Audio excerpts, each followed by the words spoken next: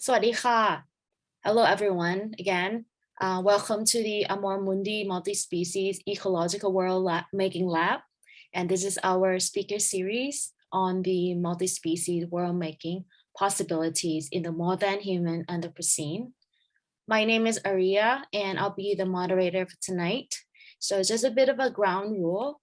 During the talk, we would like you to have your video and microphone off so that we can have all the spotlight to our speaker tonight, and as well as a little bit during the roundtable discussion. But do use the chat box to leave your ideas, comments, collaboration projects, and also questions. And then we will have the Q&A at the end to follow the roundtable discussion. And during that time, we would love to hear directly from you as well. So just a little bit about our lab and also our speaker series. We basically want to ask what are the ways and how can we better co-inhabit our shared more than human world in which we are currently and very necessarily and ecologically entangled. And we also want to ask, how do we rethink the human in a world facing the anthropogenic and capitalogenic ecological catastrophe that we have at the moment? So we urgently need new visions of who we are and our place in the world, and that we cannot stay with the same old techno fixes, but how do we stay with the trouble in the Anthropocene? So the speaker series is one of our ways, our AMOR MUNDI lab, to investigate how human and more than human world making are mutually entangled. We do it through research, through collaborations, through publications, workshops, and also to entangle ourselves through conversations like this tonight. And the talk tonight is very important because it shows and urge us to think, why isn't plastic letting us go? And why do we rely so much on plastic in our lives? And today we are very, very fortunate to have Heather Davis to talk to us about her forthcoming book, Plastic Matter, which will be out in March this year, so in a couple months. Heather Davis is a writer, a researcher, and teacher whose work draws on feminist and queer theory to examine ecology, materiality, and contemporary art in the context of settler colonialism. She's an assistant professor at culture and media at the New School. Her most recent book, which we will talk today, Plastic Matter, where we examine materiality in the light of plastic saturation. She is also a member of the Synthetic Collective, which is an interdisciplinary team of scientists, humanities, scholars, and artists who investigate and make visible plastic pollution in the Great Lakes. So do please check out Heather's website and the Synthetic Collective website. And before I invite Heather to join us, I would like to acknowledge that this land in which we speak, learn, share our ideas are also the land of those who've been here before there is nation and state. And to make it sure that this land acknowledgement is not just a prose, but we want to make sure that decolonization is not just a metaphor. So without further ado, I would like to invite Heather Davis to take the floor and guide us through how we can rethink in this Anthropocene. Thank you so much for that lovely introduction, Maria. It's really such a pleasure to be here speaking in the context of your lab, which I'm such a fan of. I think you guys are doing such incredibly important work. So thank you to you and to Maya for organizing this, and also to Tejal and Julieta for very generously agreeing to engage with this work. I really look forward to hearing what about your projects and what you all have to say at the roundtable part. So I'm just going to share my screen. So this okay. Everyone can see it. Can everyone see the shared screen? Is that working? I can see the shared screen. Okay, great. Just wanted to share. Somebody cannot. Let me make sure. We can't. Now our participants cannot. Only Heather's camera. Okay. Just wait a moment. Okay, that's maybe, yeah. We don't need to see the participants for this, though. Can everyone see Heather's slideshow? Okay, we start Yeah. seeing yes. Okay. Yes. Okay, good. Thank you very much, everyone. Sorry for that confusion. Just wanted to make sure. Not yeah. So this picture in particular really struck me for so many reasons, because of the ways in which the stag is really looking back at us. But also when I started digging into it, I found out that this the stag, his name was Clock 95. And he was a stag that lived in the red deer research study area in Kilmorey Glen on the Isle of Rum. And this photo was taken probably about 20 years ago. And just to kind of highlight the ways in which, even though one of the things that's been really incredible about doing this research and working on this book has been the ways in which when I first started it, there was very little kind of both public attention or critical interest in plastic and its associated problems. But now there's a lot, and I'm really so happy and encouraged by the ways in which there's so much attention to this problem. But just to kind of bring attention to the fact of the ways in which animals get entangled, and that this has been happening for a long time. But also the story that the scientist told me about this deer, Clock 95, was that he got this rope and the boy stuck on his antlers in September and then carried it with him all winter until he cast the antlers in the spring. So thankfully he did not have to live with this boy on his head for more than a season, but also that while he was carrying this around, he completely freaked out all the other deer, and until they got used to him. And so there's a ways in which I think that this story of this stag really opens up a lot of questions about the ways in which animals are adapting to the kind of plastic saturation in the environment. Here it's obviously a macro plastic. I'll talk more about microplastics later on. But really thinking through the kinds of pervasiveness and interventions of plastic, both in kind of unintentional and intentional ways.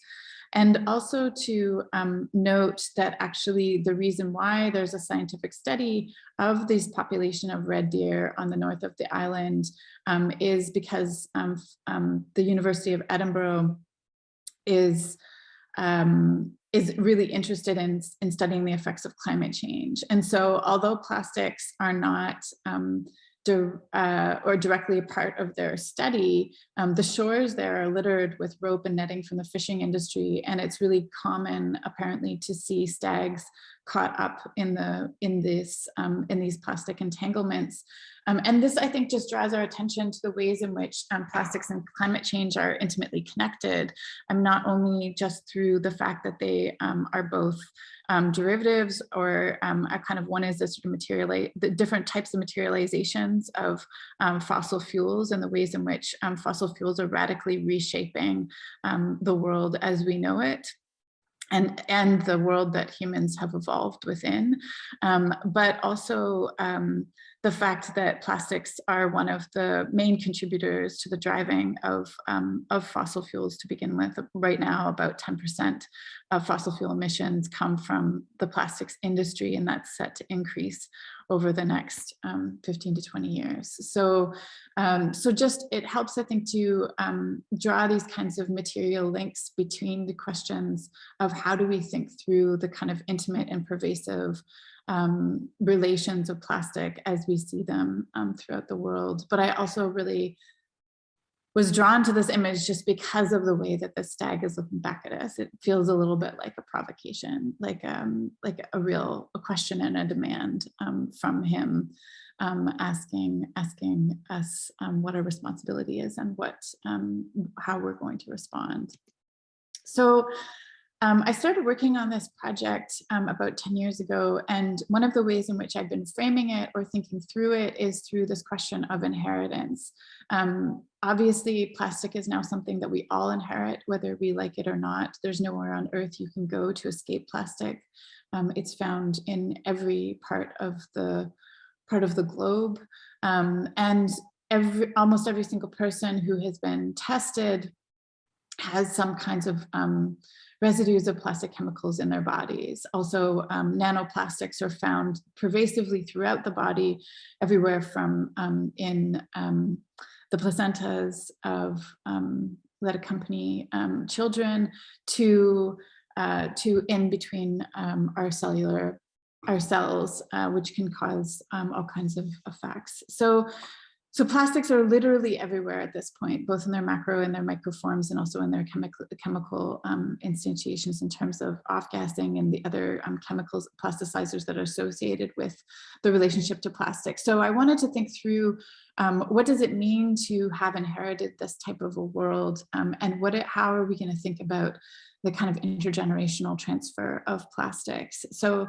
the book is really framed through this kind of question, but there's also a kind of more intimate relationship, which is this milk bag, which is a kind of a silly object, but it's, you know, for those of you in India and Mexico and for us here in Canada, a milk bag is one of the ways in which people buy and sell milk. And my maternal grandfather was one of the people who was involved in the milk bags production. He was first a material engineer and then a manager at DuPont for his entire life. And so it's kind of an infamous story in my family, one that was told again and again about his relationship and his involvement in manufacturing, helping to manufacture the milk bag. And then, of course, my grandmother was pulled into these entire charades as a kind of quintessential urban housewife. Here she is, suburban housewife of the 1950s. This kind of very beautiful, glamorous, powerful woman, and she really helped because she would have to schlep around these milk bags to really determine the size and the quantity and the weight that was appropriate for their production. So it's a bit of a, you know, the milk bag is obviously just like one of the many hundreds of thousands of relatively banal objects that populate our lives in relationship to plastic. As you can see here in this picture, the sort of 1950s are the beginning of the saturation of plastic in relationship to our contemporary environments. But I also want to think through the ways in which how plastics, this is another photo of my grandparents around that same time. I also want to tell the story about how plastic has structured my life because it also opens up to broader questions of inheritance. But I should also say that the kinds of affordances that happened for me because of my grandfather's success in relationship to his job and his working at DuPont is something that has deeply structured my life. So the fact that I am here able to come and speak to you, the fact that I have a PhD, all of these things are not contingent, but are part of the conditions of possibility that were allowed through this intimate inheritance of the relation of the kind of affordances of plastic.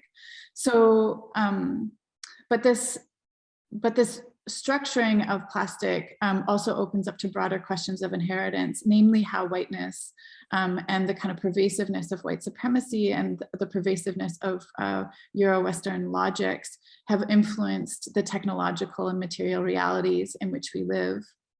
So as Kyle Powys-White, a scholar that I draw upon a lot and who's really influenced my thinking, has argued, our current ecocidal moments can be understood as living in my ancestors' utopia. So that is the utopia of your European descended settler colonizers. And I thought that this provocation was incredibly important because I think that for a lot of us, especially those of us involved in environmental issues or in questions of the left, for those of us who are European descended peoples, I think that it's something that we definitely have to grapple with.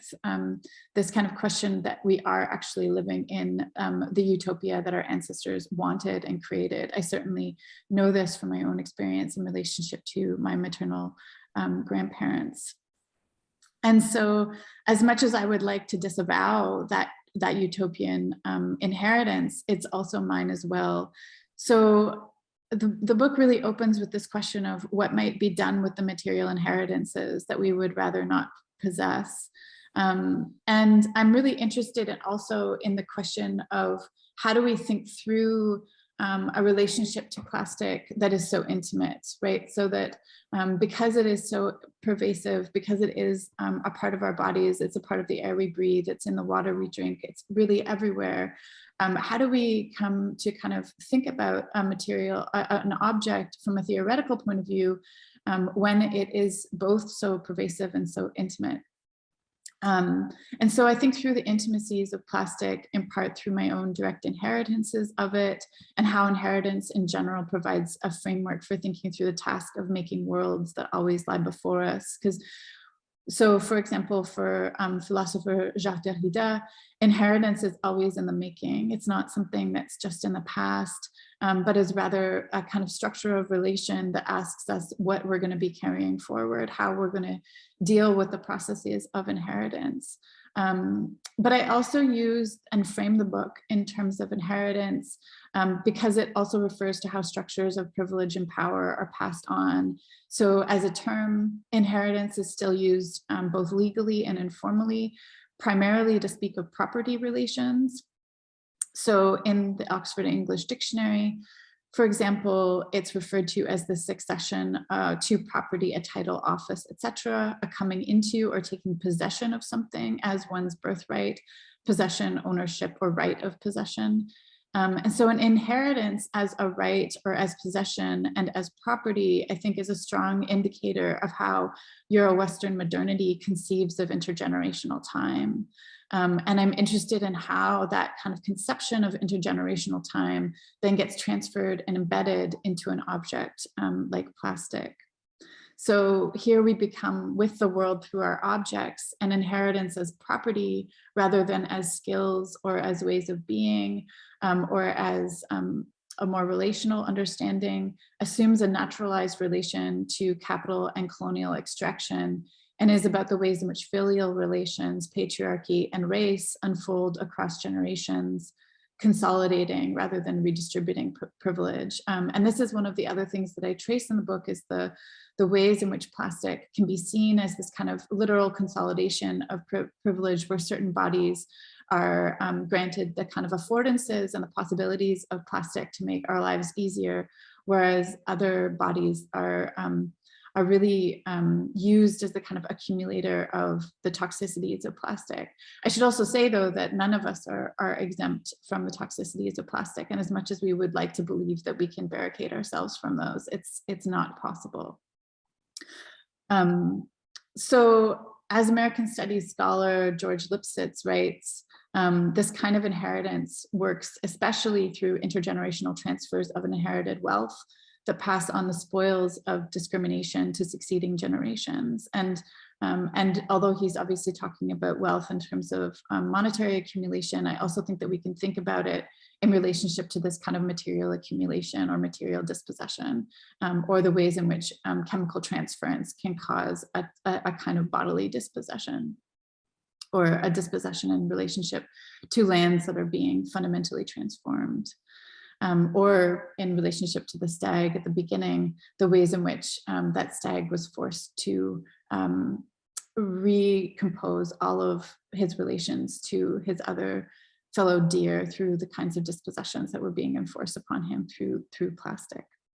So I would argue that plastic does this kind of consolidating of privilege, and is Max Lebuarin. If you haven't had a chance to read their book yet, it just came out. It's called Pollution as Colonialism. I highly recommend it. They're excellent at thinking through not only the kind of pervasiveness of questions of plastic pollution, but also some of the ways in which we can reimagine scientific laboratories to be feminist, queer, and anti-colonial in our approaches to thinking about what to do about it.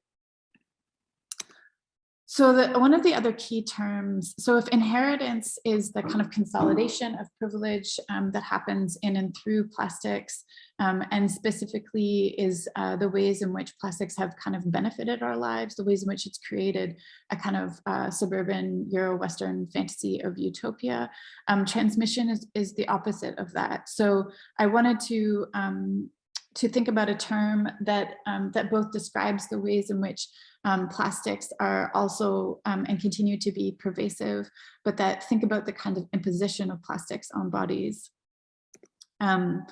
So this is a photograph from a series called Solastalgia by Courtney Desiree Morris. And in the series, she documents her maternal grandfather or grandmother's birthplace, which is Mossville, and where her grandmother lived for her whole life, which is Mossville, Louisiana.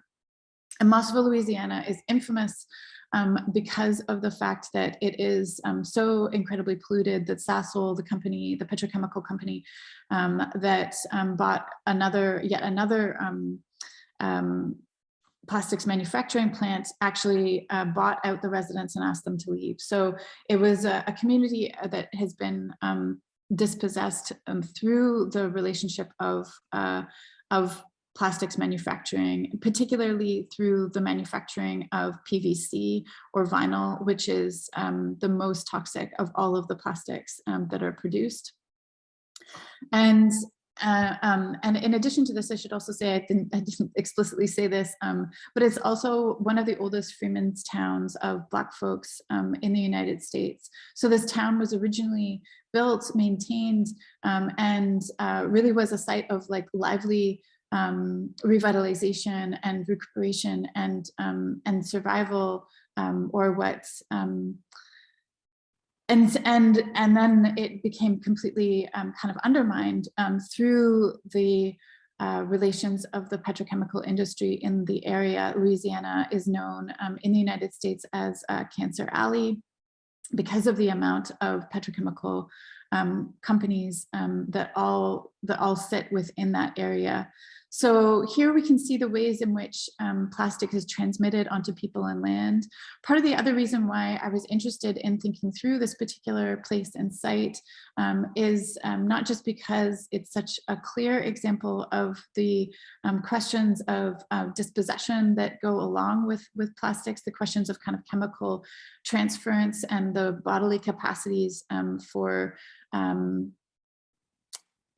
effects on people's bodies of plastics, but also because it's a site of plastic production. I think a lot of the attention, at least in North America, I don't know about elsewhere, but a lot of the attention on plastics and the effects of plastics worldwide has often been on, this is beginning to change, but it's often been on plastics in their kind of consumer phase or post-consumer phase. So plastics after they are an object that has gone through the consumer cycle.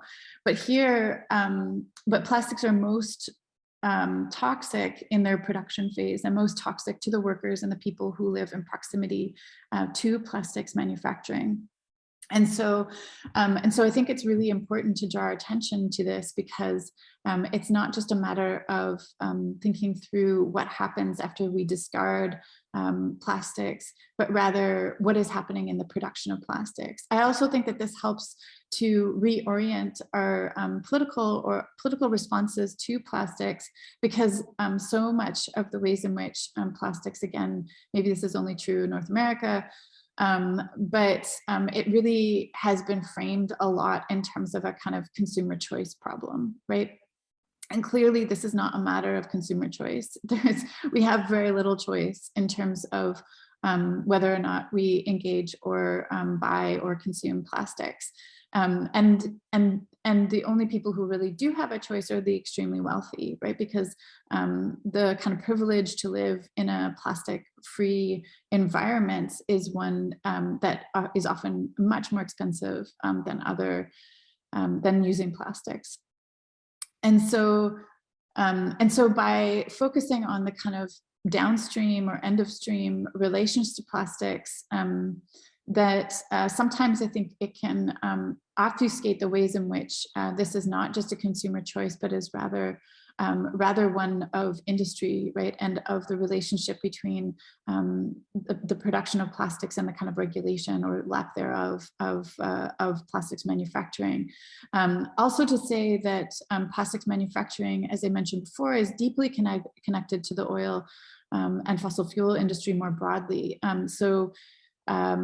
You know, as plastics were really created as a kind of other revenue stream for oil manufacturers, as they had all of these waste products that came about through fossil fuel extraction. And then in that process, they wanted to be able to create something out of their waste products. So this is part of the reason why plastics are so pervasive throughout the world, is because they are this kind of alternate revenue stream for fossil fuel manufacturing. But so the site, I think, really brings questions of environmental justice in relationship to plastics to the fore. I think it really shows the ways in which certain communities are produced as fungible or as disposable, despite the fact that these communities are also at the forefront, actually, of stopping plastics manufacturing. So one of the things that's been really amazing to watch in this area is the ways in which actually they recently got a stay of, there was meant to be another petrochemical plant in the area that was going to be developed, and not in Mossville, but in St. James Parish, which is nearby. And the community fought back, and it's the first time that that they have not been, the company was not granted the right to be able to move ahead because they didn't pass the air quality legislation. So I think there really is a lot of movement in this area. All of the incredible hard work of the folks on the ground to stop this pervasiveness and to really make the world safer and cleaner for all of us is paying off.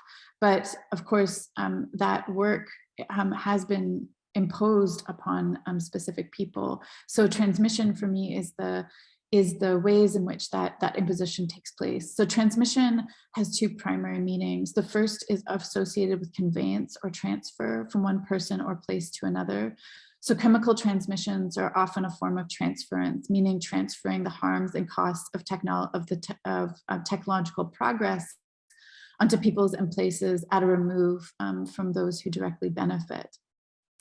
The second definition speaks more specifically to the ways in which the concept of transmission applies to mass media, where transmission often refers to light, heat, sound, and electromagnetic waves, as in a broadcast. So this latter definition is taken up in media studies, where transmission describes the flow of information from source to audience. But understanding transmission in the sense employed in media theory helps to make clear that transmission is not just a movement, but that to transmit could come to serve or seem to serve as a form of unified social intake. So thinking through transmission through these two types of definitions, I think both allows us to really think about the ways in which the way in which the body has been conceived within the Euro-Western project as a kind of unified individual that is somehow separated from the world is completely and patently false. And that we are, as Stacey Alimo would invite us to think, really more transcorporeal. And so whatever we're putting out into the world is also entering back into our bodies. Transmission helps us to see that, but also in this chapter, I also think through the relationships between photography itself as a medium and thinking about the ways in which photography and its associated chemicals are also embedded in thinking through this kind of relationship of memory, time, and and haunting. So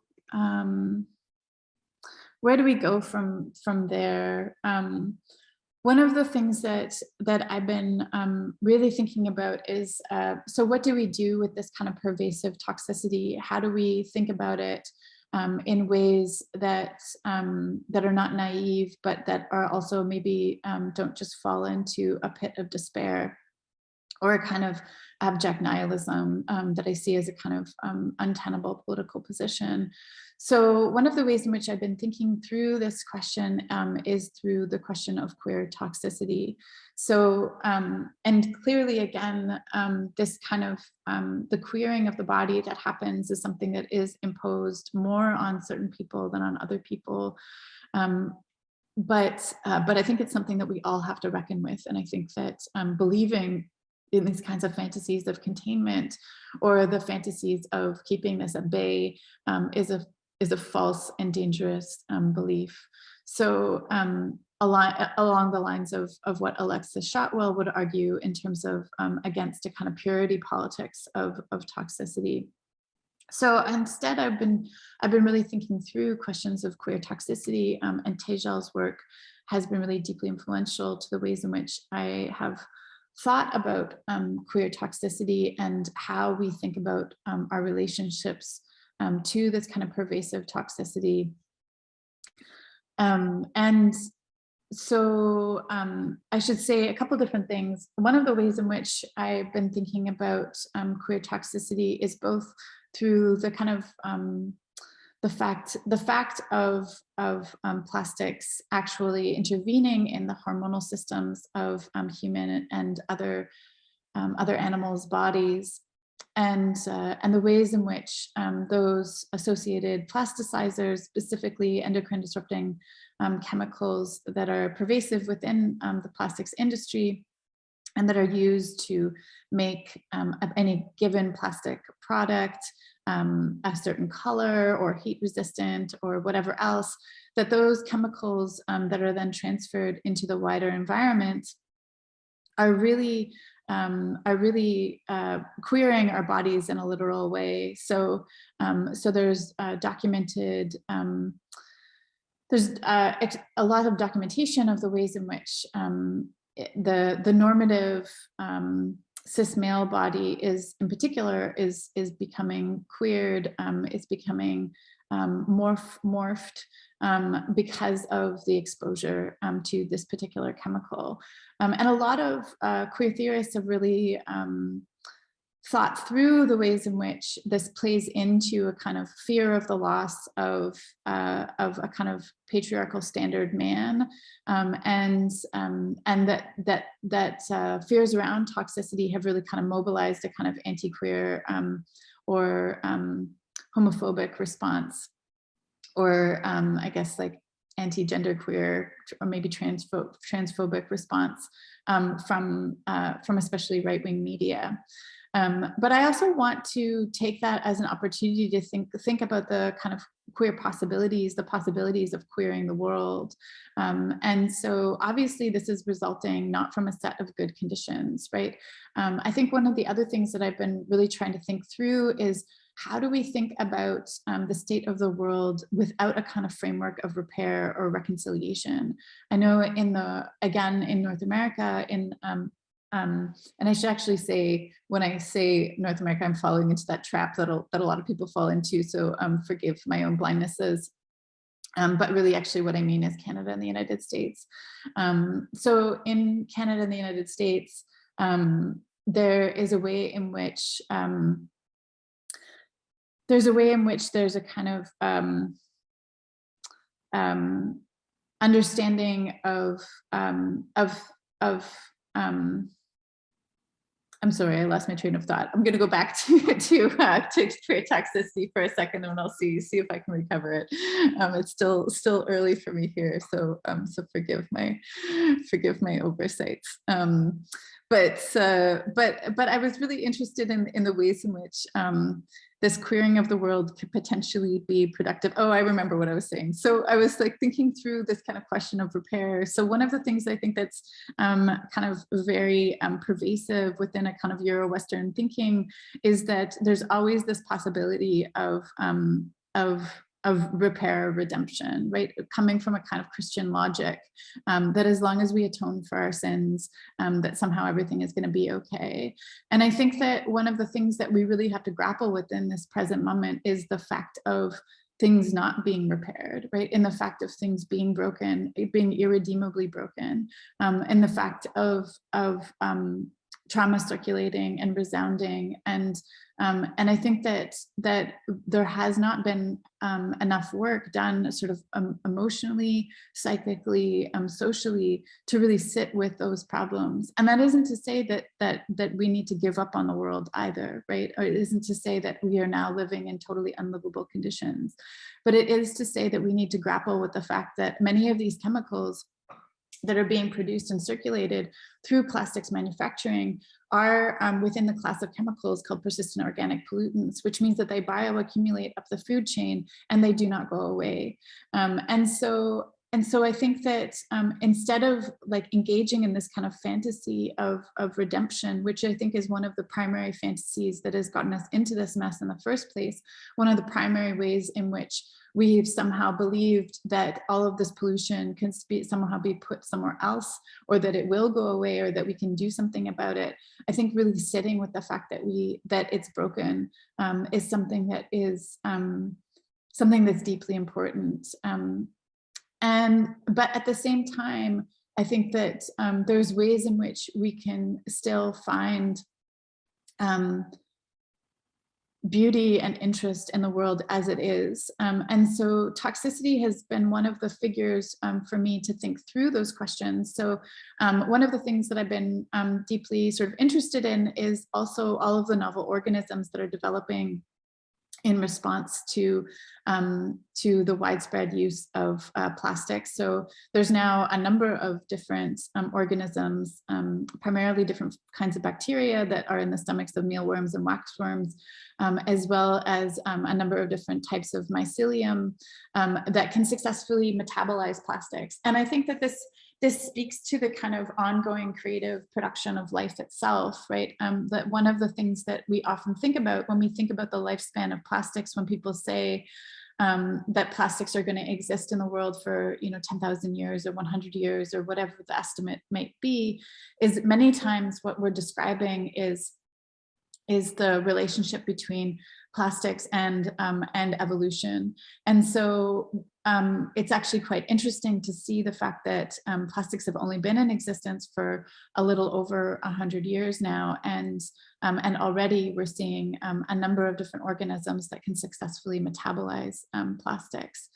Now, before we and I like to think of those organisms as a kind of queer kin, because I think it helps to reorient away from these kinds of questions of redemption or creating barriers, and towards a framework or towards a mode of thinking that is more interconnected, that is more imbued with a sense of responsibility and relationality, that in some sense makes us more present and implicated in the world, in the same way in which I really like to think about intimacy as a kind of methodological framework for this entire project, so that getting closer allows us all kinds of possibilities for thinking with the world, which is sort of in opposition to some of the kind of distancing techniques that are often used in the humanities and in the social sciences.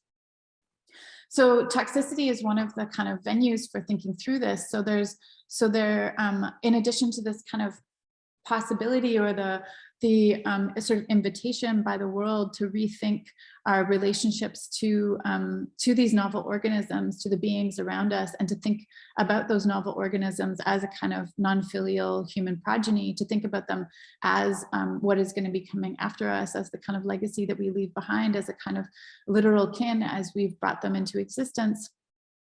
and the kinds of responsibilities that we might have towards them.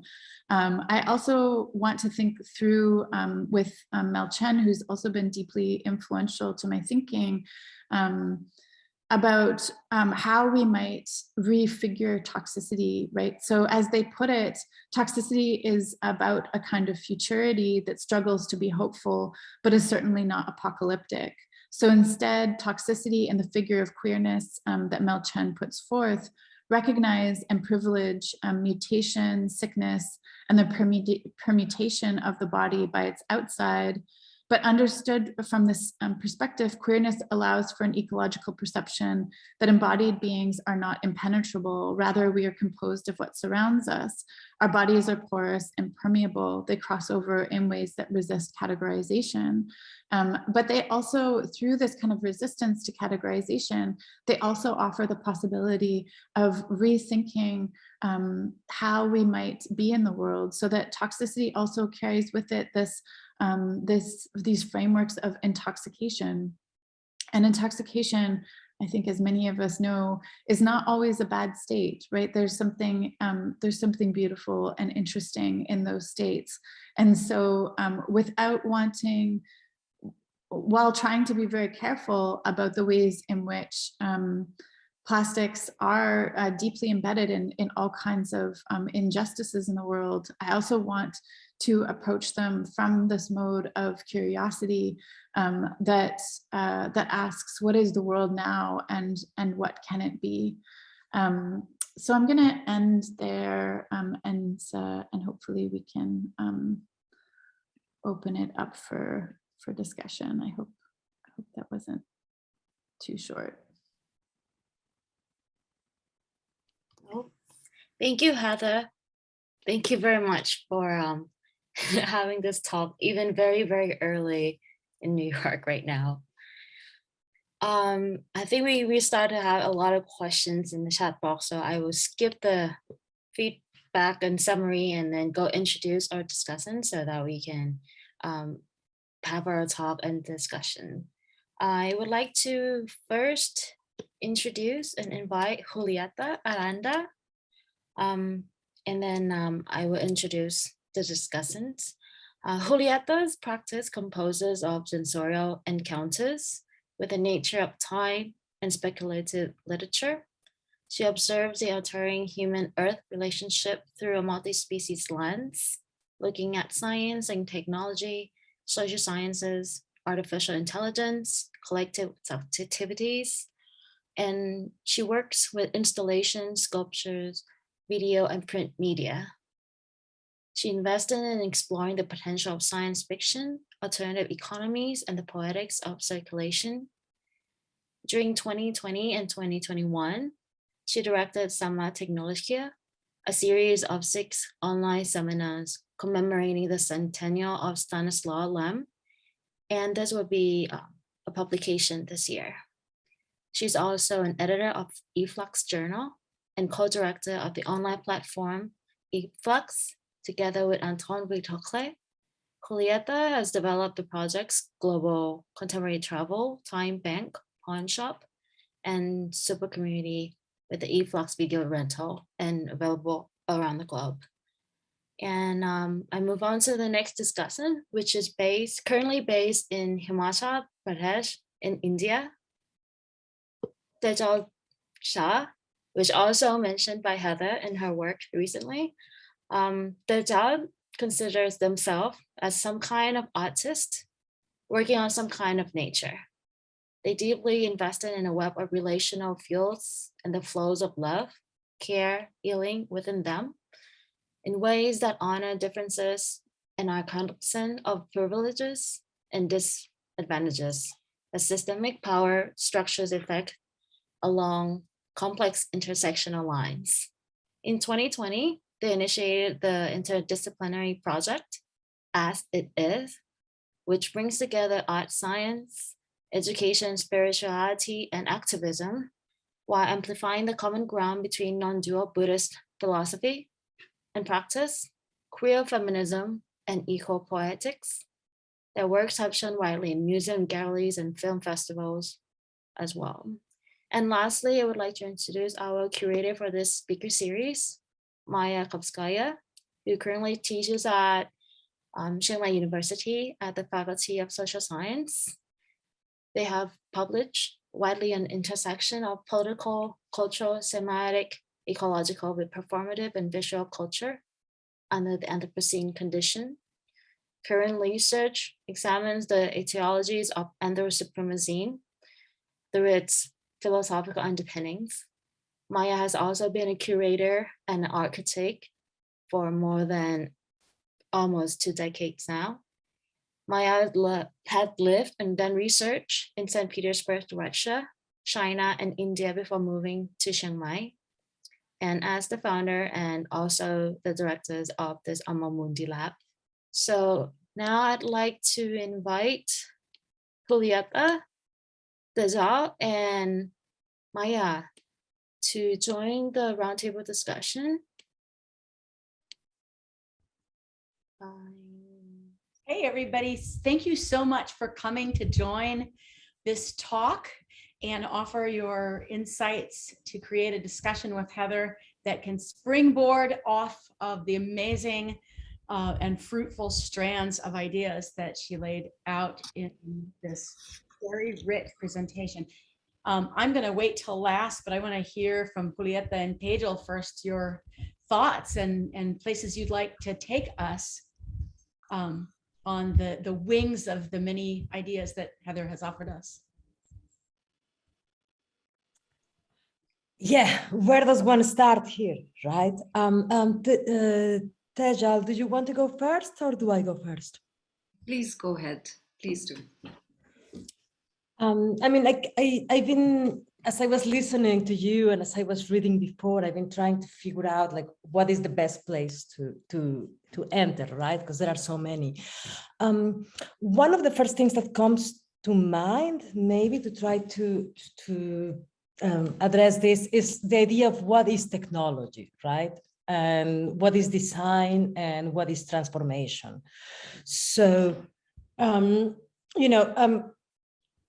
a quick aside, I introduced myself. I was looking at the picture of you, Tejal, about the landfill dance. I spent part of my teenage as a punk kid hanging out in a landfill in Mexico City. So I am fairly intimate with the lives that occur and exist, and the joys and loves and narratives that develop there, right? It's the same as everywhere else. So now with a backdrop that has always been kind of like in the back of my head, it's never been a story that you tell in the art world, because in the art world, everybody's rich and everybody's pretty. And it's kind of like you don't tell that kind of story.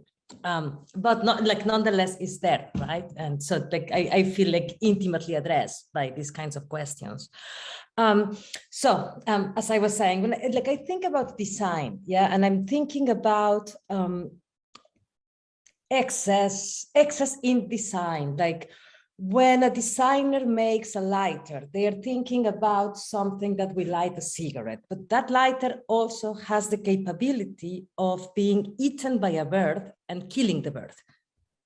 So that is also part of the design, right? That is like an excess outcome or something. Or take ghost nets, the broken nets that continue fishing on the oceans and killing all matters of wildlife, that because we are not operating, they are like fishing, they are like autonomous ghosts doing it themselves. So who is responsible? Design, ourselves, who is? And maybe that's what makes me think then about technology and transformation, in the sense that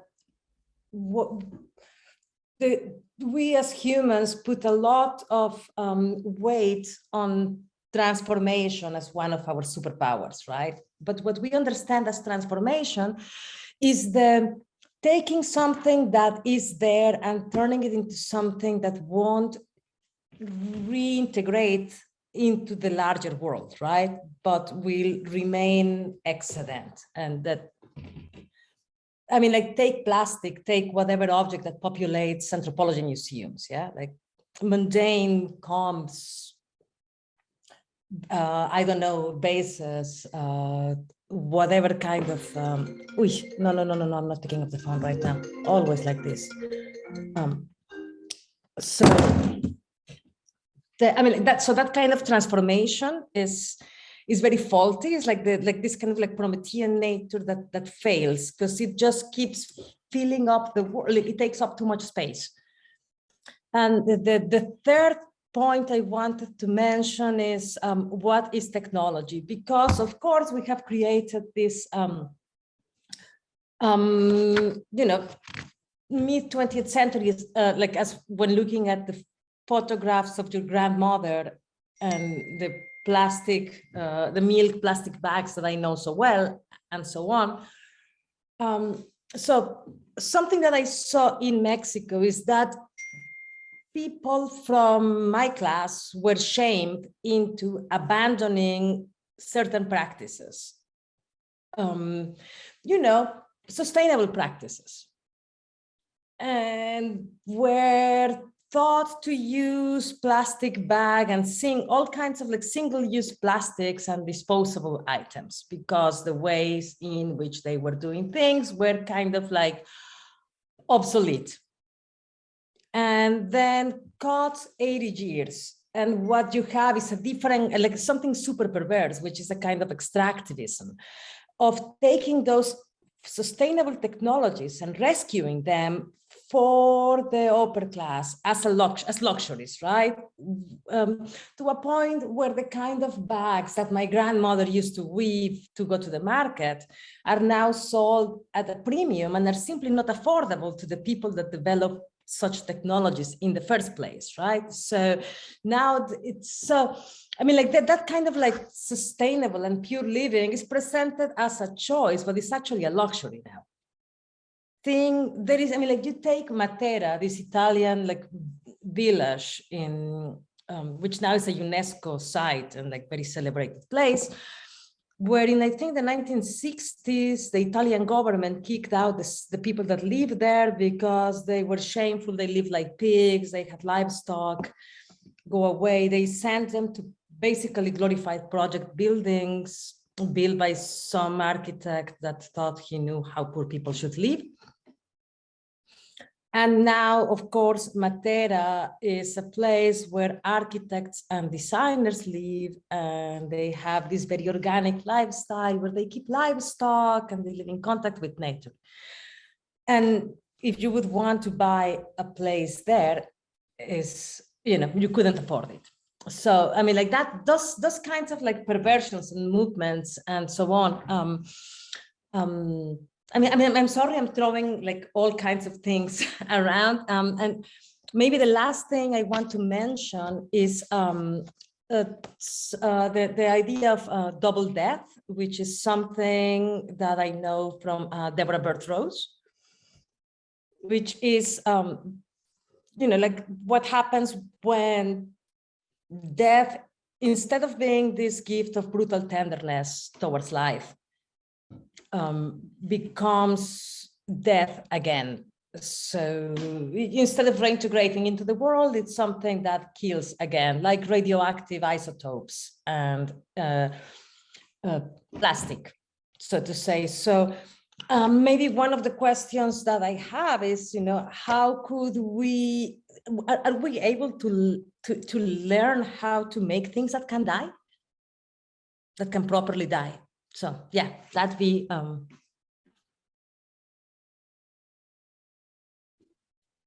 I'm passing it on to you, Tejal, now.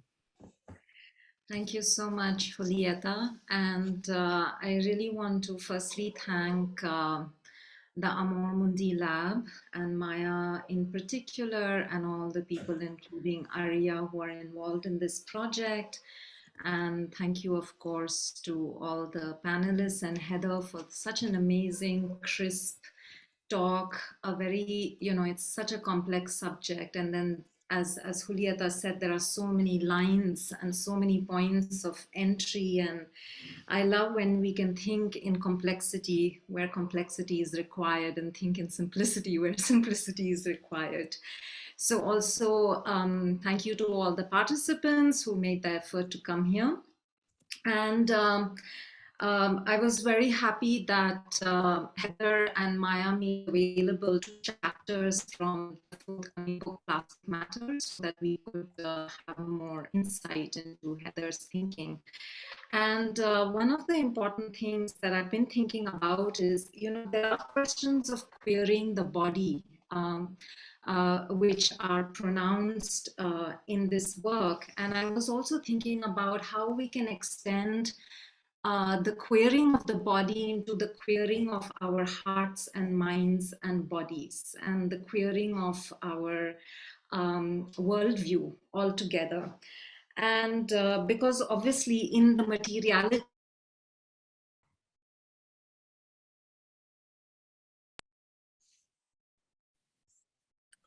I think the Tejal screen froze a little bit. Tejal, you're frozen. I will check with Tejal, but in the meantime, would you like to go next, Maya, or would Heather like to respond, and then I'll check? And Yeah, let's respond first while you're checking on Tejal. yeah, okay. Thank you. Sorry, you said I should respond first? Wake up to you. This is Oh, totally no, that's totally fine. I can respond first and then free for all. great. Julieta, it's like thank you so much for all those provocations. It's really so generous, and I love this this image of you also playing in and around the landfill. When I was a kid, we didn't have garbage collection, so we always had to bring the garbage to the landfill, and it was always kind of like, the landfills are kind of like an exciting place in some way. Like I never really got to hang out there, my parents wouldn't let me, but like there was always people who was kind of like, they become these like sites of informal exchange. Like if you see something you like, you can like take it with you back. And there was always like a little fire there that was billowing toxic smoke into the air. And then there was always lots of birds, and sometimes I would see bears. So it's like strangely this kind of like site of multi-species interaction, and this interesting. Tejal, so glad that you're back. I just decided to jump in and respond to but I please go ahead, finish your line of. But I think that also you're also hitting on a couple of things that are really important to me in the book that I didn't really touch upon, which is like this kind of this question of like, can we make things that will die? And I would say, of course, I mean, that's mostly what people have done for most of human existence, right? It's actually this kind of abnormal period where we have done something else. And I think it's precisely kind of subtended by the kinds of understandings of the world that you were kind of alluding to, which is, I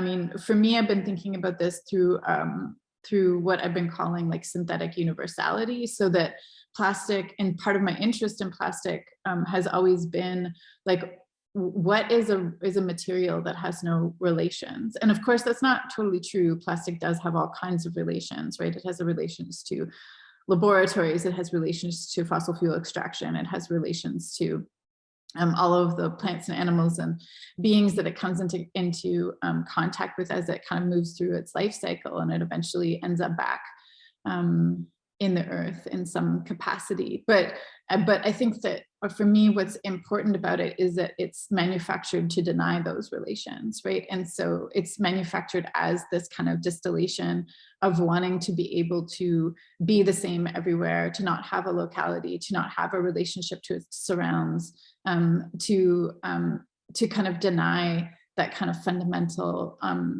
interactivity of life, to deny the kind of possibility of what you're referring to in terms of the kind of good death, right? The death that gives back.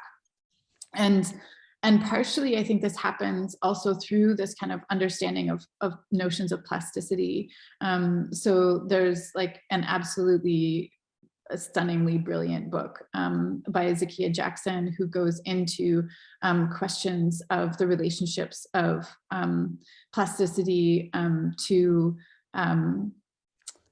I want to be careful of my language, but like to what she refers to as the blackened body.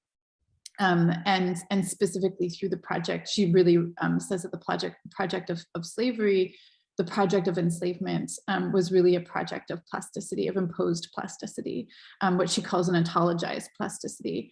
And I think that understanding of plasticity, even though I don't want to be too crass and kind of like importing that to other things, I do think that relationship of the kind of Euro-Western world really thinking that there is no breaking point to bodies or to materiality, there clearly is, right? And I think that, but I think that within the kind of understanding of the mode of technology that we have now come to adopt is that plasticity is really valued over so many other types of relations, and but we've really produced a world where we kind of fundamentally, and by we, I mean those of us who are the inheritors of that kind of Euro-Western modernist project, that the world that has been created is really one where the kind of the possibilities, the bounds of form are not respected, and instead there's a kind of pervasive pliability that's imposed upon everything, in terms of our work lives, in terms of the relationship of the body to work, and in terms of the kinds of materials that we create in the world. Yeah, I'll stop there. Hope that makes sense. Tejal, did you want to? Yeah, sure. Thank you. I just love the timing of when the plastic collapses. Yeah. So just continuing on my thought, what I really wanted to think about is how, because you are speaking quite a lot on how queer theory might contribute to us celebrating, living with, mourning, the curious mutations, the queer mutations and queer kins that is our present inheritance. And I actually wanted to extend that because I've been thinking through a lot also on what the world is now and what can it be, and through very intimate relations. So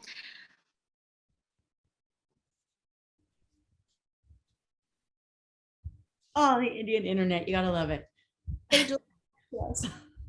I think we may need to do voice only for Tejal when she comes back.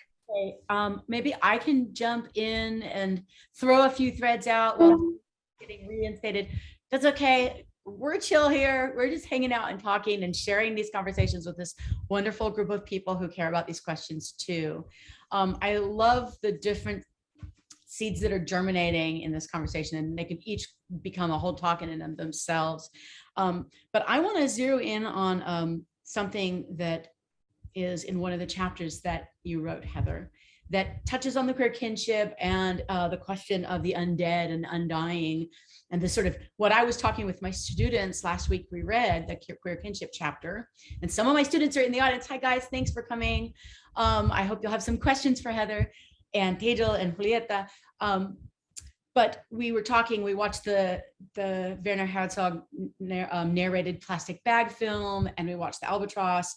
So you bringing up lighters, Julieta, was really apposite. I'm sure all the students exactly knew what you meant when you talked about animals ingesting them and the afterlives.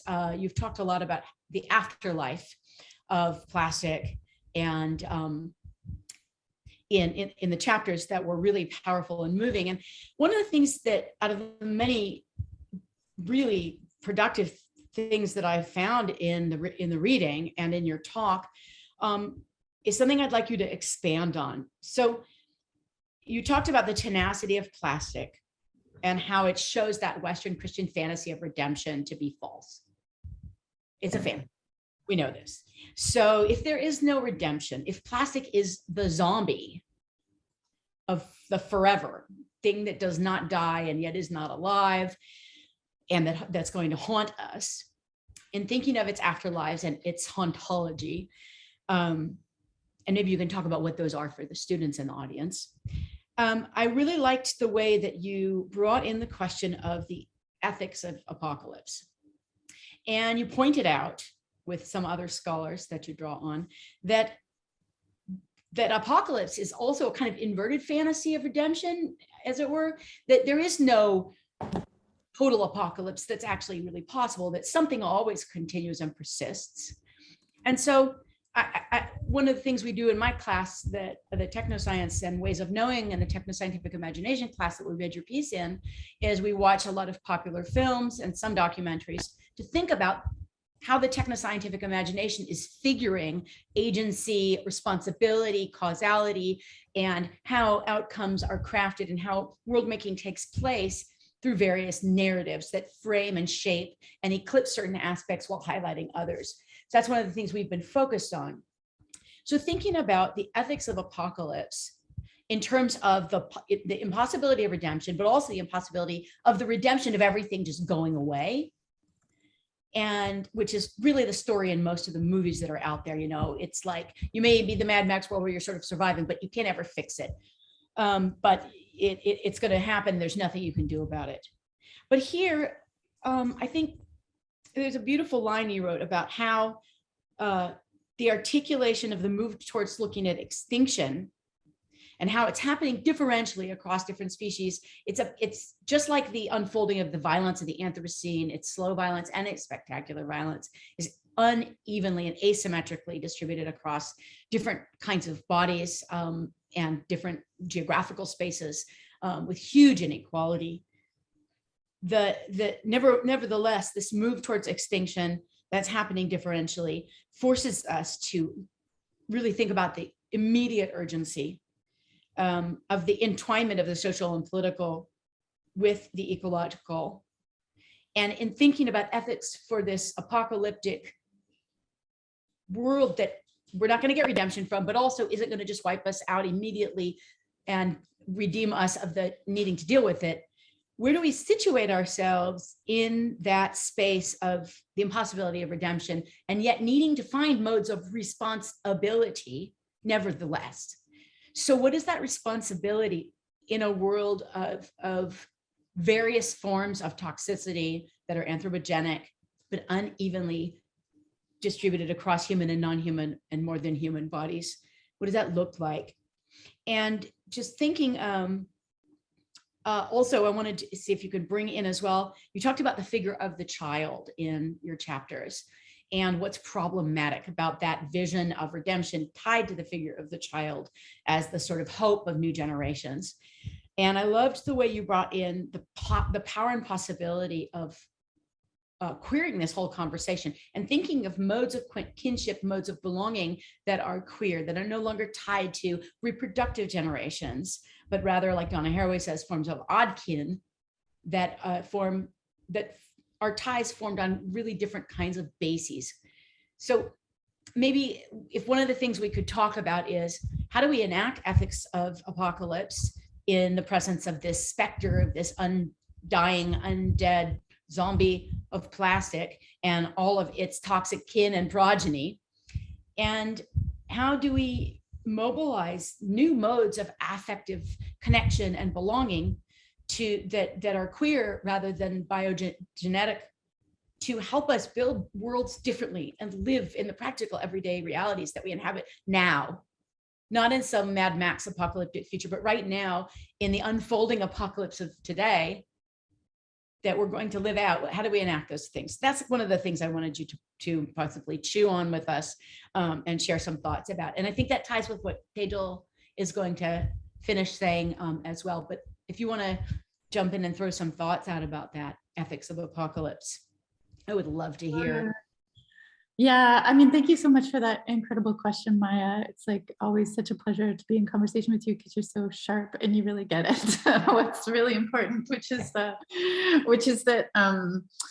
is like, I mean, I think for me, like, you know, this question of apocalypse has always kind of driven me crazy, or like the ways in which people like talk about like, oh, this is the first time we're facing extinction. It's like, well, that's just not true, right? It's like humans were always gonna not exist at some point in time, right? So that's never been the kind of horizon, right? It's like, yeah, okay, like I think, and so for me, it's like, it's always been a question of how do we live here and now, right? How do we cultivate the kinds of relations that you're talking about that are full of kind of capacious care, capacious love, right? And I see that through like, I mean, you know, I really gain a lot of inspiration from queer theory and from queer lives that don't take that both have an understanding that the state is not going to save you, right? That this is not necessarily going to come from another place, but that also normative forms of social reproduction often are precisely that, right? That like that in the figure of the child that you were mentioning, a lot of that that thinking comes from Lee Edelman, and you know, I think there's a lot of things to say about him and his work, but I think that one of the things that is really generative, I think, about what he really puts forward, and that is picked up and beautifully elaborated by Rebecca Sheldon, is the ways in which the child figured within and it was kind of a mainstream environmentalism is often a kind of stand-in for sustainability in the true sense, right? Sustaining what we have, right? Sustaining kind of corporate capitalism, extractivist colonialism as it is, right? And I think that if we want something else, then really cultivating and thinking through questions of other kinds of networks of care that don't rely upon those kind of normative modes, and also don't believe that the state will necessarily save us, or is fundamental to where we're going to get. I mean, there's all kinds of like very practical things I think people can do, right? Like there's all kinds of activism. There's all kinds of like blockades of there's like, you know, literal blockades. There's the ways in which we can change legislation. All of that stuff is very helpful, right? It's like harm reduction, right? We have to think about those kinds of acts as different kinds of harm reduction possibilities. And I think dedicating ourselves to that, which is part of what my work with the Synthetic Collective is about, is really important. But I also think that there's the importance of the imagination in terms of framing a certain kind of ethical mode of existence that allows for us to reimagine how we might think through relationality. Anyway, I'm gonna stop talking. Hopefully, Tejal, you won't drop out again. Hopefully, I'm third time lucky. Yeah. You start So turn your video off, maybe. I don't know if that would help, but I mean, I've changed my internet connection, so let's hope that it works. Okay, good. So actually, Heather, sorry, so where I left off was really you are proposing that queer theory has a lot to offer at this point to think through what do we do with where we are. And because I've also been thinking about this question a lot, what I felt is that maybe I've been thinking a lot about what are the edges of queer kinship in the understanding of queer theory and queerness as it has played out. Also because queer theory comes out of, once again, a very Western hegemonic system, which is a post-LGBTQ theorization of queerness, and perhaps doesn't take into account the lineages of queerness, which have existed, you know, for thousands of years in different cultures and knowledge systems. So when in thinking about the edge of queer kinship as it exists within the queer theory or queer imagination of a hegemonic kind. So I'm asking for a kind of an update of queer theory, which might be informed by, let's say which has already been informed by many different systems, but let's say the system of non-duality that I have been dipping into and thinking about how non-duality proposes a post-queer, a queer pushed over its edge or taken to its logical conclusion in that sense. Because at least in certain non-dual systems, we are proposing that there is no limit to kinship, that what is possible to bring into the fold of kinship includes every sentient being. And I felt that your petrotime concept really spoke to that kind of enfolding of past, present, and future, and everything that has ever existed or will exist. And so I felt that we really need to open up this imagination of queer kinship into an extremely vast, almost like a limitless field, which, the Mahayana Buddhist philosophical traditions, which I don't want to say a philosophical tradition because it's a way of living.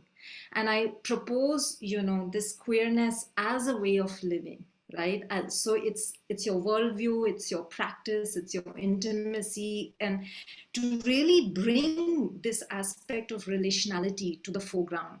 Because what's missing is, sometimes when we say, okay, it's these chemical companies who are perpetuating this violence on very differential terms, and the toxicity is then accumulating on certain bodies who are historically burdened. But who are these chemical companies? So there is something that, once again, it's like human beings behind those chemical companies with hearts and minds and ethics, which are perhaps very limited in not being able to extend their understanding of self beyond a very narrow, individualized, or, I, me, and my tribe or my group.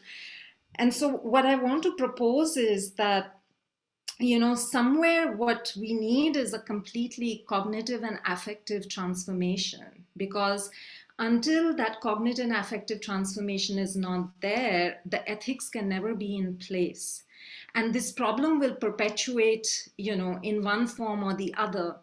And I also felt that, the queerness, like there is this quote of this evolutionary biologist, J.W.S. Haldane, which I often cite, that the world is not only queerer than we can suppose, it is queerer than we can ever suppose, something to that effect.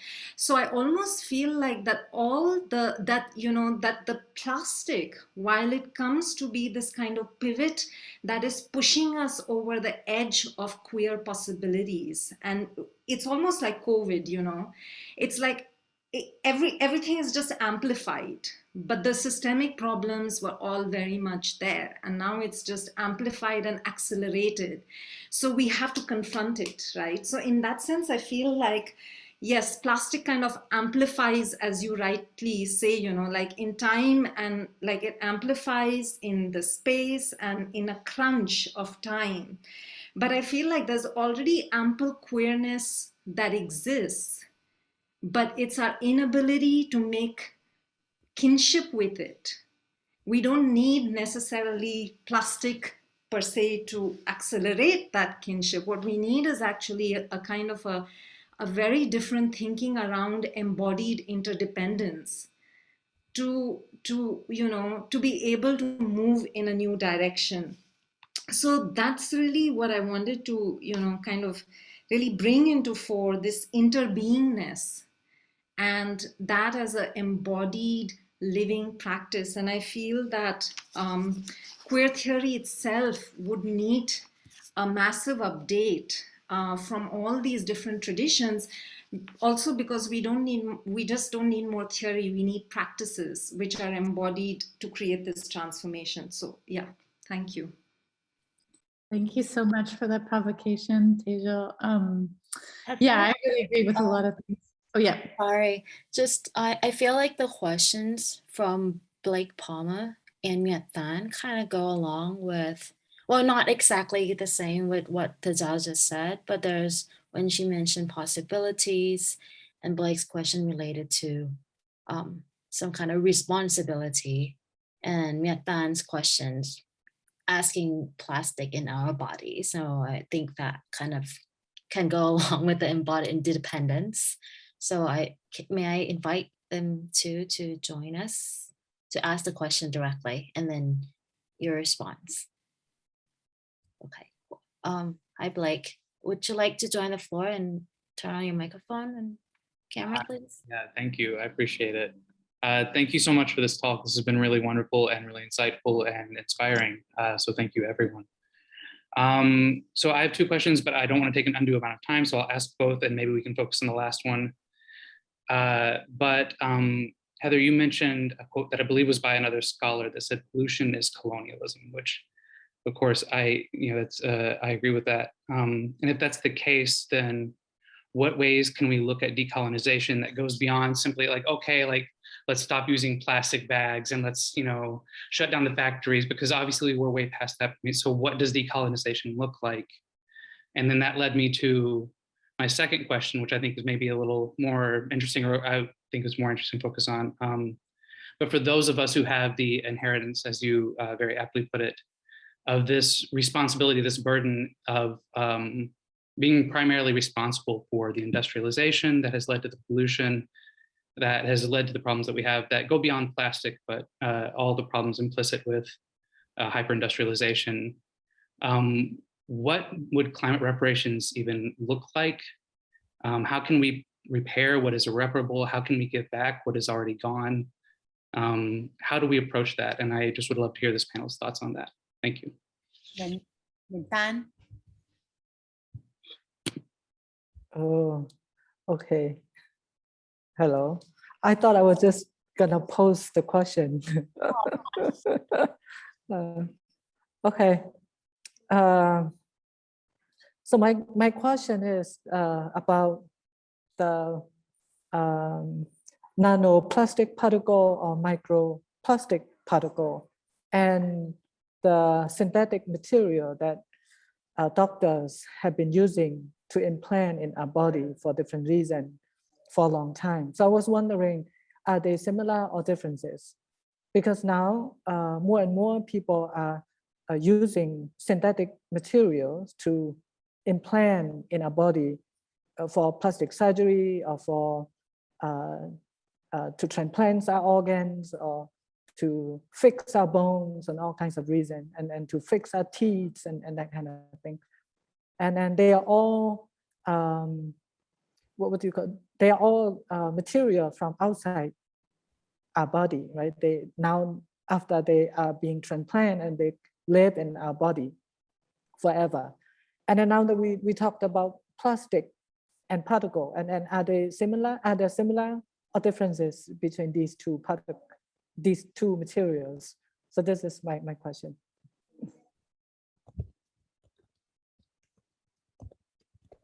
Yeah, I can just kind of briefly answer that, the last question. As far as I understand, and I'm by no means an expert in that area, most bodily transplants are composed of silicone rather than plastics, mostly, and then also other tissues. So that tends to be the type of materiality that gets put inside the body, sometimes also metal, depending on what needs to happen. And I have not done enough work on those materials to really say for certain, but I do think that maybe there's a way in which it speaks to Blake's question as well about thinking through, and I think back again, Julieta, to your really profound point about the question of death, right? So, so what would it mean if we thought of our materials in relationship to death and to not having that kind of second death, right? So, and I think that some of those materials that get put inside the body don't do that, right? So that they're not participating in this second death, and they're not coming from fossil fuels, right? They're coming from different sources. So silicone, as far as I understand, does have the same kind of decomposition problem, but I would have to look into it further. But I do think that radically kind of reconceiving how we think about relationality in light of also what Tejal was beautifully and provocatively suggesting around a kind of affective and cognitive turn. And I guess the place I would disagree is that I do think that theory can help with that, right? I do think that theory is important in the kind of proposition of, just as I think that art practices, I see them as very similar practices, and that they're practices that really, like, despite the fact that theory thinks of itself as like a cognitive, like just a cognitive exercise, I really think it's a very embodied practice that is really about trying to really capture and feel through what is happening in the world and be kind of adequately respond to the world. And so I do think that if we took these kinds of questions of death seriously from the beginning and weren't so death adverse, that I think that would really go a long way towards this kind of radical transformation that everyone is asking for. And Blake, I think your questions are excellent, and I feel profoundly there's no way I can answer them as an individual. I think it's like something that we have to think through together, right, Julieta?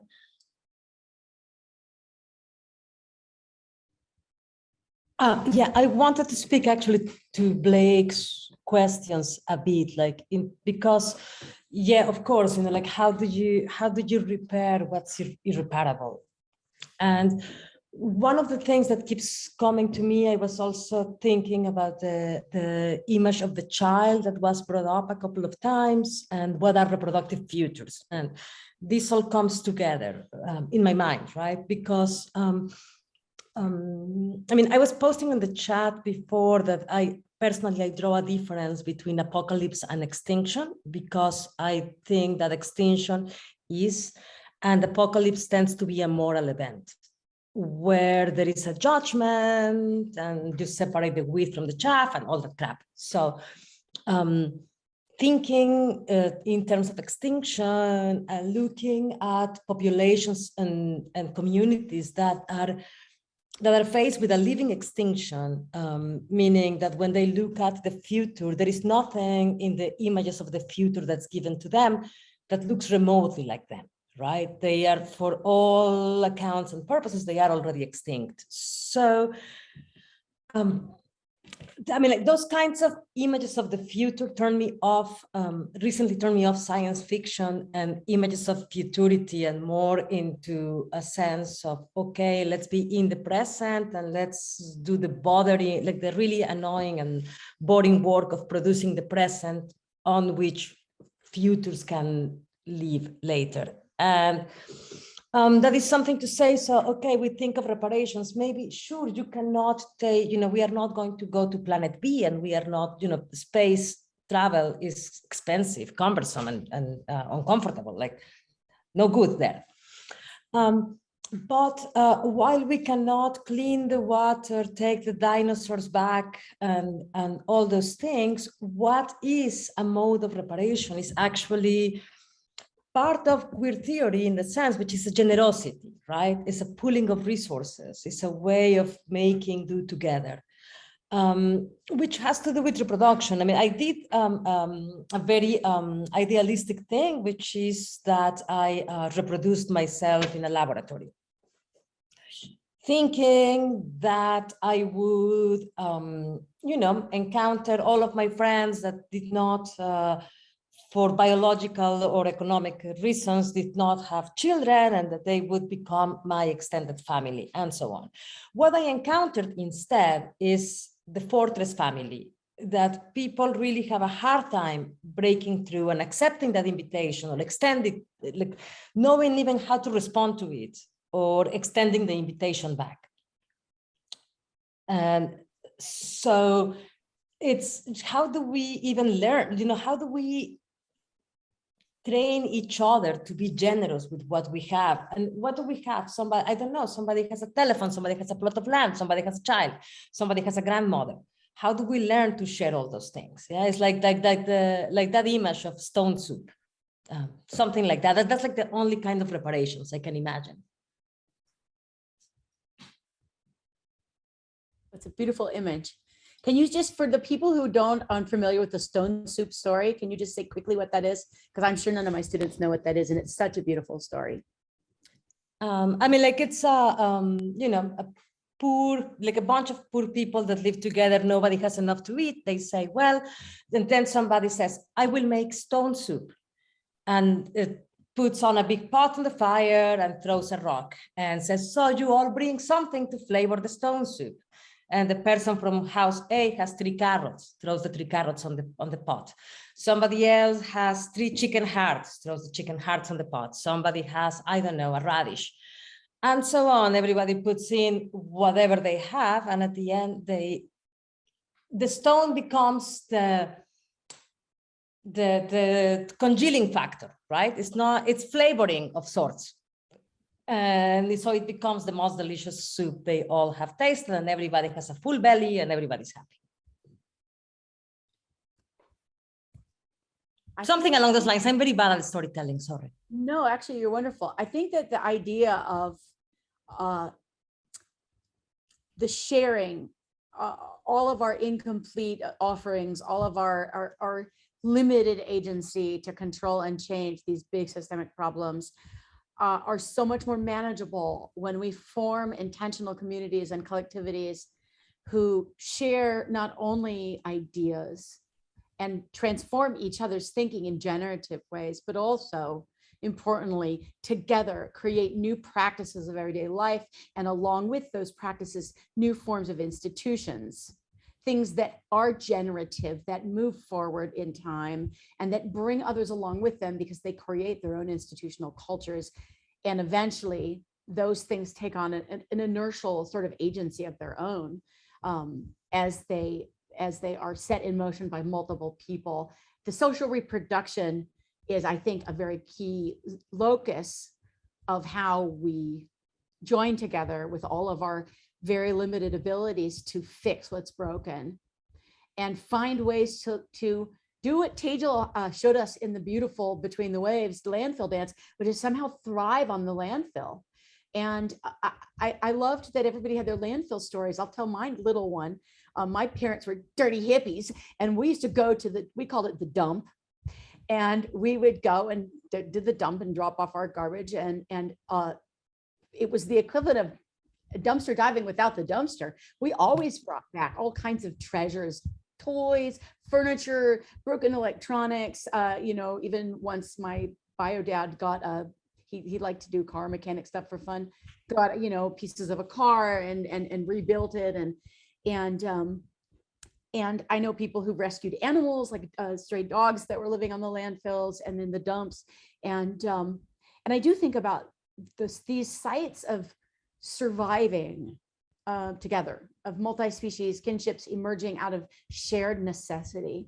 And I think if we can sort of look at the urgency that Heather talked about, that is foregrounded by the crises of extinction. And you're right, Julieta, extinction and apocalypse are 2 different things. We tend to think of apocalypse as just the end of the world, but it's deeper in original meaning of that all will be revealed, that it's a revelation, and that we come to see the true nature of the problem. That way of thinking of apocalypse is the opposite of thinking of it as the end. It could be the beginning.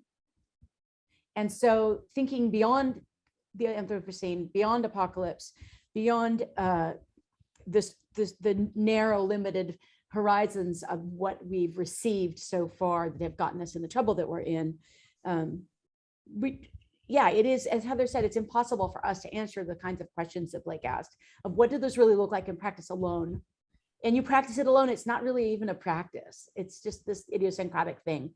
So that's why actually we want to convene these conversations and bring all of you from the audience and these wonderful speakers and artists and thinkers together, because we literally need this space, this here, this now, to be vulnerable and say, I don't know what we should do. I have a few little ideas that I don't know how to develop.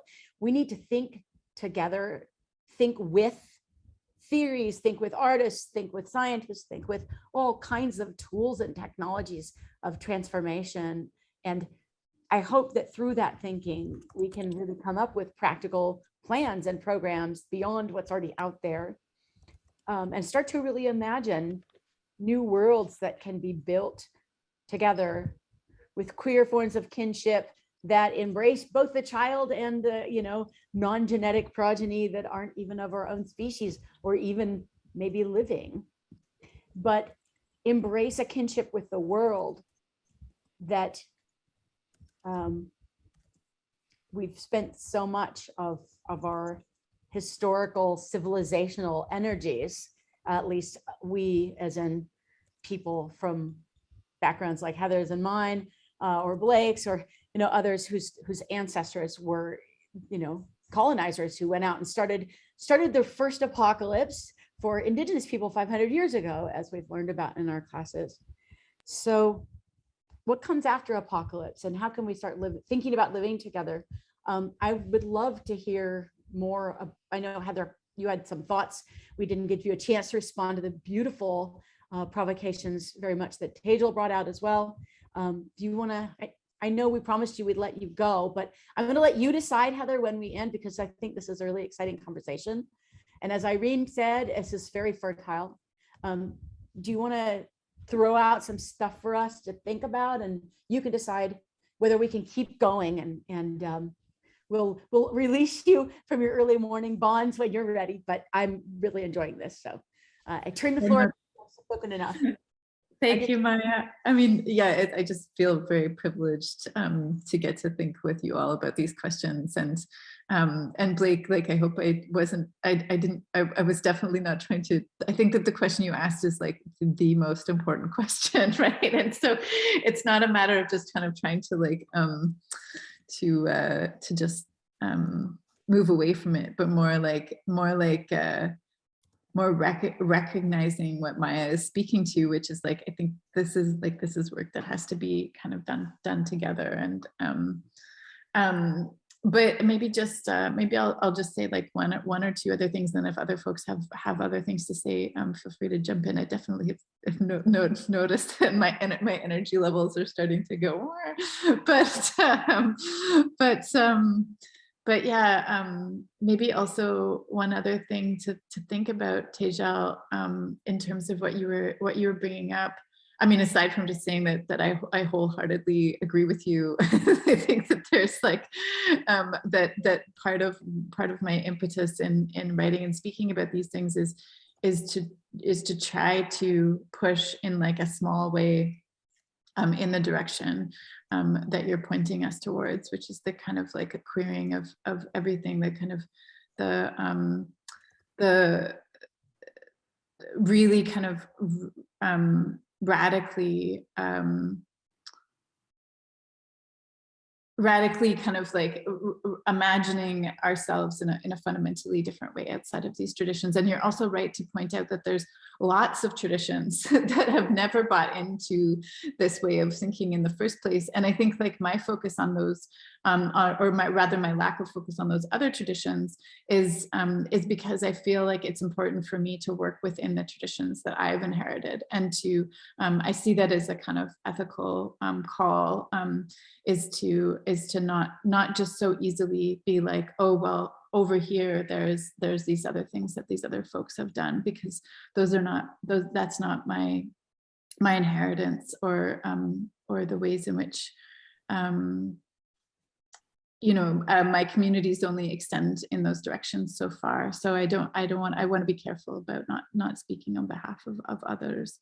But I wholeheartedly agree with you that that the kinds of problems that we are facing are coming from actually, I think, a very small subset of the human population. And actually there's vast knowledges of how to live differently that have always been here, that continue to be here, that will be here, hopefully outlive this particular way of thinking and being in the world. So yeah, just to really underscore that. We have time for one last question from Yuki. Sure, yeah. Yeah, okay, I know I don't want to keep you till you're fading and exhausted, but this is wonderful. Yuki, will you ask your question? I loved your question. Sure, I will bring the question, but let me just set up the camera real quick. No problem. And actually, it's funny that you mentioned that, Heather. Last night, Tejal and I were talking about how it's totally unnecessary to reinvent the wheel here. Actually, there's so much we have to work with that we need to learn from and learn about that's out there already. And no, we can't, just pluck it from out of its historical context and like think it's going to speak to today by itself. But there's so much that we can do to learn about traditions that never did take us in the direction we've gone and never would have, and braid them together maybe into a usable threads that we can use to bind ourselves to other futures, to livable futures. Whenever you're ready, Yuki. And mic off. All right. Thank you very much for the talk today. This is really my honor to join and listen to your talk, Professor Davis, and the other participants for the very thought-provoking questions so far. Given that after reading the fourth chapter of the queer kin the last week, and then I was really excited to join for today's talk, preparing question. But with that said, I was really struggling to find the very clear question I could ask for this talk. And then I was writing to the Professor Kóvskaya, Ajahn Maya earlier, to what to ask. But one focus of the aspect that I really want to consider at this point is to look at this reconsideration or revisiting our the relations or the what was the word again, the relativities of the humans and non-humans so far. And I can see that the concept of the queer kins or the transcorporal pervasiveness of plastics, and then the new concept of the body is how pervasive these our bodies are. Then I think this can be the potential to rethink this Euro-Western models of development and technology and the progresses. So this kind of idea has been really sticking on my mind so far.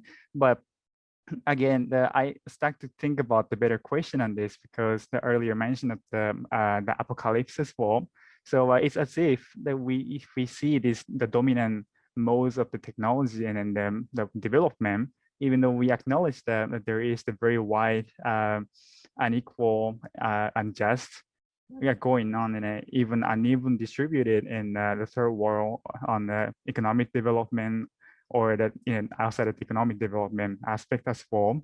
But given these potentials in rethinking this dominant development discourses, and then also citing the Donna Haraway's talking about living with the troubles in one of the publications for her, and then also in your concept of the toxicity as well. If we will try to live with these troubles or toxicities, then what can be the things that we can imagine to think about the better futures, like better progress, better development? Then I would really want to ask your opinions on this. Then what's the things come after when we embody these transcorporal bodies, and then the new relations of the humans and non-humans? That is what I can come up with so far. Thank you very much. Thank you. That's such a beautiful and insightful way of thinking, Yuki. Thank you so much for your generosity in thinking through all of that. Yeah, I mean, I do think this also reminds me of another point that Tejal brought up, which is like, I don't think we need plastic to get us to think in these ways. I would really have preferred this was not the case, right? But I do think that one of the things that it does provoke is this kind of like deep embodied knowledge of the fact that toxicities are not going away, that these things are going to accumulate, and I think it's in part because, like, unlike something like climate change that feels often very abstract, even if there's a particular weather event that happens to you, it's like hard to imagine all of it, right? It's like we all see the buildup of plastics everywhere, right? Like we all see it accumulating in places. We've all swam in oceans where like you kind of get plastic all over your body. You know, I know that that happens every time I go to the beach in New York. So it's like, and I know that that's very common, right? So I think that there's a way in which that very visceral and embodied form of encountering the world bring these things to a head. And I agree with everyone that I think that you know, Julieta, when you were speaking earlier very beautifully about these kinds of questions of like radical generosity and mutual aid, it's like those things I really do think are incredibly important places to start, and to start with a kind of humility and openness, I think are also incredibly important places to begin that kind of work. But also I think a certain kind of acceptance, right? Like instead of fighting the world as it is, right, to accept the world as it is, and even if it's turning up in ways that we would prefer not, right? So even if it's like, even if there's all of this toxicity that we would prefer was not there, right? It's like to accept that. And that doesn't mean there's like a beautiful teacher who draws this differentiation between like accepting something as it is, but not necessarily like letting it off the hook, right? I forget, he used a better word, but not necessarily being like, we have to accept it from an ethical place, right? We can still say like, we can still do everything in our power to shut down petrochemical industries, everything in our power to build communities otherwise, and to really think about materiality in different ways. But I think that there also has to be a kind of fundamental, a kind of deeper level of a kind of fundamental acceptance of the world as it is, in order for us to be able to approach that ethical job of figuring out where do we go from here, from a place of, I don't know if I quite have the words for it, but it's like from a place of like settledness or something, so that we're not acting. It reminds me, Kyle White also, sorry, I talk about his work all the time because it's influential to my thinking, but he also has this really beautiful piece about time in relationship to climate change and the ways in which we're often like sort of pushed to be like, we have to act now. It's an emergency. We have to act now. And of course it is an emergency, and we should be acting. But he also draws our attention to the ways in which that kind of like crisis mode puts us in a place where we tend to just reproduce the systems that have got us into this in the first place, right? That like, if you are stuck in a kind of crisis mentality, then there's no room for kind of creativity, right? Or there's no room for a kind of settledness. And I think that accepting the world as it is a place where we can begin to approach things with a more loving and conscious way of relating to the world. So yeah, those are some thoughts. But yeah, thank you so much for your incredibly generous question. Well, I know everybody has to take off, so I don't know if Tejal and Julieta want to leave us with their thoughts as well, and you, Heather. I would love to chime in just very briefly. You know, I really love what Heather is proposing in terms of really resting into the ground of things as they are, but not seeing that as a kind of giving up or a complicity, but as a very radical act of resistance. Because, and you speak about this, Heather, you know, the resistances that, you know, always come in this, because I feel that somehow this ability to relax into the ground of things can open up a lot of spaciousness, in which also we have to negotiate how much we are able to stay with the discomfort or stay with the trouble or the problem. And the more one overcomes one's edge of where we feel like, now I just cannot stay with it, the more we overcome that edge, the greater the creative potential of what can be done in this open field that we find ourselves in. And I really want to highlight, this idea of which is close to what you are proposing, Heather, in terms of, the figure of the plastic is very often in many Indic spiritual traditions, there is the idea of the poison as the medicine. And the key in understanding the poison as the medicine always comes from the intention of how something is used and for what end. And when these materials are used with the intention of, I don't care about the other, we come to the place where we come. But when we see that genuine sense of, I cannot, but say once again that interdependence, you speak about how the body is not singular and how the idea of the bacteria. And when we understand that the question is not who I am, but how I am. And that relationality, when brought in relation with every aspect of animate and inanimate thing that has ever existed, will ever exist, and in the past, present, and future, then maybe there's a space that opens up for the repair at the level of intentions. And there's one more thing I wanted to say was that, but maybe I lost my thought. Yeah, but really about the repair at the level of intentions, because poison can become medicine, but there is a certain amount of work that has to be done to get there. And also, yes, sorry, the last thing was that I didn't want to belittle theory in any way. I really have a deep respect for ideas, and I know you know that. That's. But what I wanted to say was that, as much as the process of thinking through is in itself a creative act,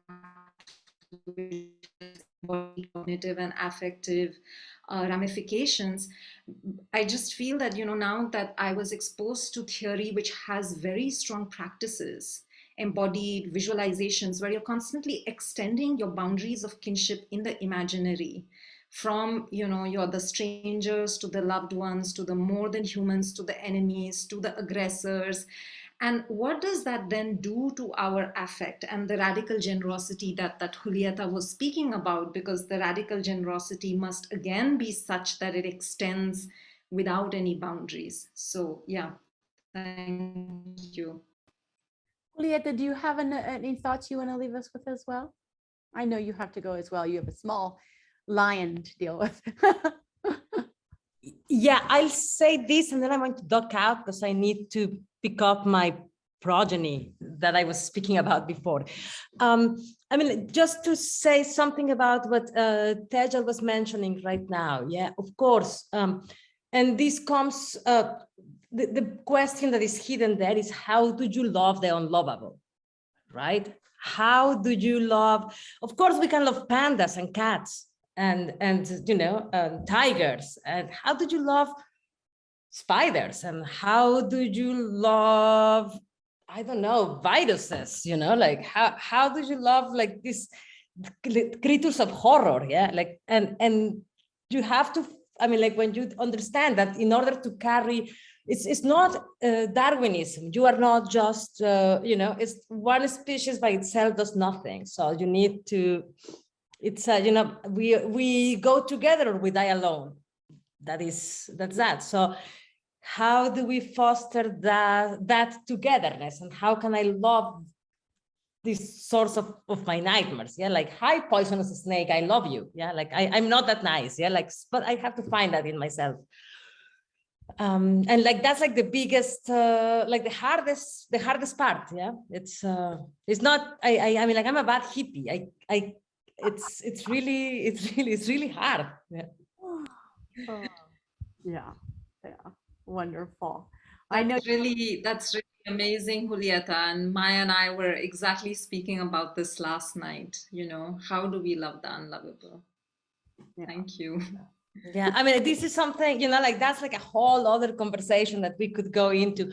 I'm going to go because otherwise I'm going to get killed at a daycare center, and I will be unloved very much. But yeah, I mean, there is like so much more to say. And Heather, thank you so much. And this was really amazing for me. As I always like to say, this is just the beginning of a conversation. We will meet again. We will keep this going. You go pick up your son, and Heather, you get the last word. And I know you need to go scoot too. So you get the last word to just share whatever you want to leave us with as provocations for our future conversation, including class tomorrow, where we're going to keep talking about this.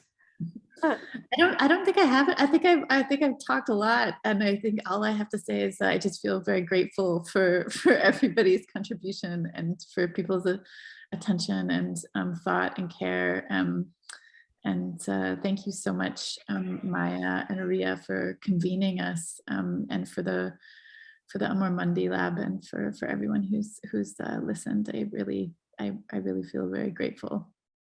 Well, I'd like to just say thank you to you and Tejal and Julieta, and of course to Arya and the rest of the lab members who have done so much for all of this. Pietro has been helping us put together our website soon. And I hope, Heather, that we can find in the post-pandemic time, find a way to get you here in real life so we can have some embodied presence. You too, Tejal, Julieta and Eben hopefully will make it here at some point too, so that we can continue these conversations with the time and care that they deserve. This is just a tiny provocation to get us thinking, and I hope that we can keep talking much more in the future. Members of the audience, without you, we would just be talking to ourselves like we always do. So the fact that you're here joining us, I hope that you can take the seeds from this conversation into your conversations, and wherever you want to take them, run with it and tell us how it goes, and